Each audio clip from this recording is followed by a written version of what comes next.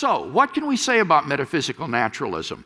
Well, again, I want to make 2 points. First, my arguments for the existence of God show that metaphysical naturalism is not true.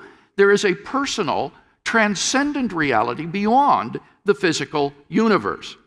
But secondly, I think that metaphysical naturalism is so contrary to reason and experience as to be absurd.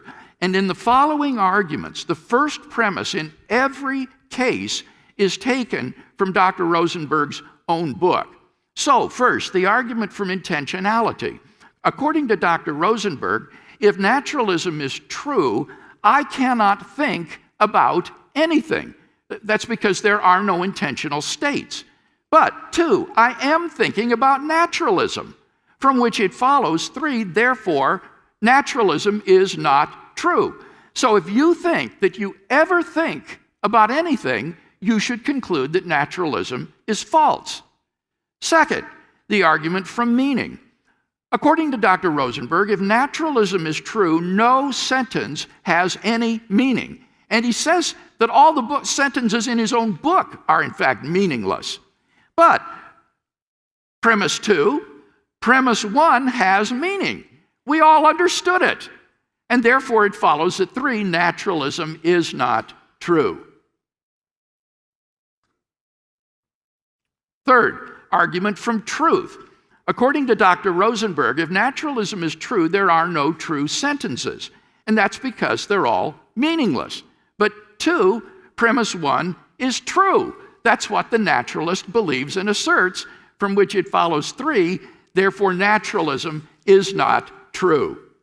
Fourth, the argument from moral praise and blame.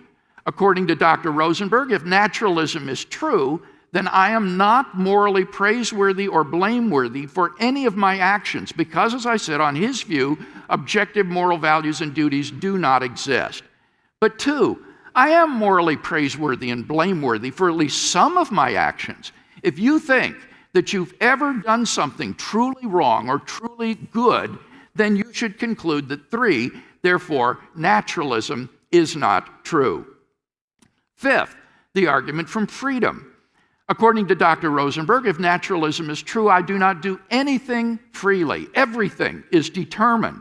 But 2, I can freely agree or disagree with premise 1, from which it follows 3, therefore, naturalism is not true. Sixth, the argument from purpose. According to Dr. Rosenberg, if naturalism is true, I do not plan to do anything. But 2, I planned to come to tonight's debate. That's why I'm here. From which it follows 3, therefore naturalism is not true. Seventh, the argument from enduring. According to Dr. Rosenberg, if naturalism is true, I do not endure for 2 moments of time. But 2, I have been sitting here for more than a minute. If you think that you're the same person who walked into the room tonight, then you should agree that 3, therefore naturalism is not true.